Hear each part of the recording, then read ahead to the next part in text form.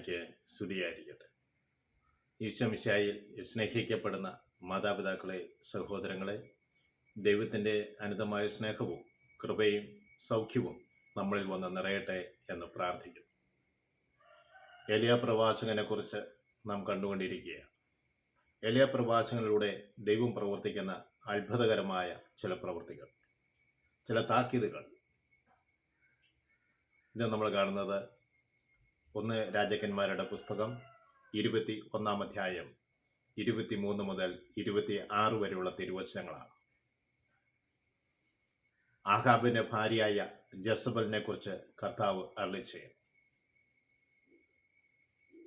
ജസബലിനെ ജസ്രയേൽ നഗരത്തിൻ്റെ ഉള്ളിൽ വെച്ച്, അല്ലെങ്കിൽ ജസ്രയേൽ പട്ടണത്തിൻ്റെ അതിർത്തിക്ക് അകത്ത് വെച്ച് നായ്ക്കൾ ഭക്ഷിക്കും.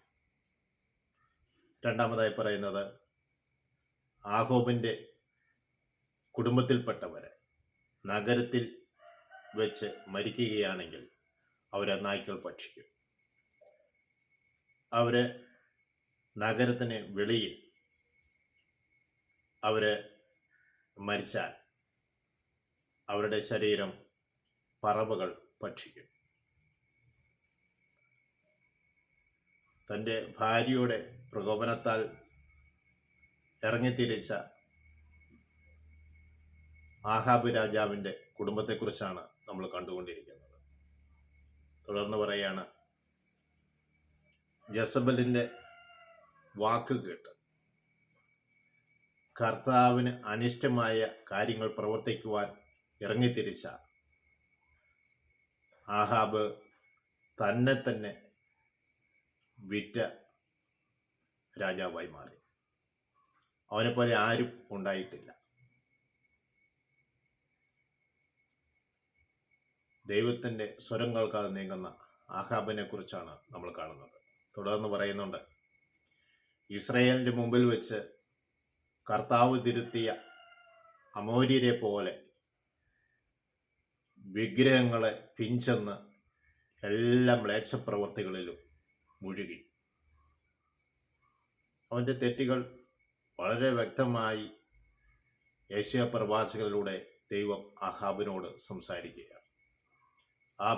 ആഹാബിന് വരാൻ പോകുന്ന ശിക്ഷയും അവൻ്റെ ജീവിത പങ്കാളി ജസബലിന് വരുന്ന ശിക്ഷയും തൻ്റെ ഭവനാംഗങ്ങൾക്കെല്ലാം സംഭവിക്കുന്നതും ഭവനം വെണ്ണീറായി പോകുന്ന സാഹചര്യമെല്ലാം ദൈവം സൂചിപ്പിക്കുമ്പോൾ ആഹാബിൻ്റെ ജീവിതത്തിൽ വരുന്ന മാറ്റമാണ് തുടർന്ന് നമ്മൾ കാണുന്നത്. പ്രിയ സഹോദരങ്ങളെ, ഇതൊരു മുന്നറിയിപ്പാണ്. ഈ കാലഘട്ടത്തിൽ നാം എപ്രകാരം ജീവിക്കണം, നമ്മുടെ തലമുറകൾ എപ്രകാരമാണ് ശിക്ഷ അനുഭവിക്കാൻ പോകുന്നത്, ഞാൻ എപ്രകാരമാണ് ശിക്ഷ അനുഭവിക്കുന്നത്, അത് തിരിച്ചറിയുവാൻ ഒരു മുൻകരുതൽ ദൈവം നമുക്ക് തരികയാണ്. പാപത്തിൽ നിന്ന് വിട്ടു നിൽക്കുവാൻ, ദൈവത്തെ സ്നേഹിക്കുവാൻ, ദൈവത്തിൻ്റെ പ്രവർത്തനങ്ങൾ മുഴുകുവാൻ ഇടവരുത്തട്ടെ എന്ന് പ്രാർത്ഥിക്കുന്നു.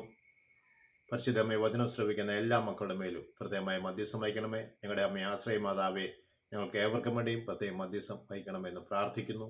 പിതാവിനും പുത്രനും പരിശുദ്ധാത്മാവിനും സ്തുതി. ഈശോ മിശിഹായ്ക്ക് സ്തുതിയായിരിക്കട്ടെ.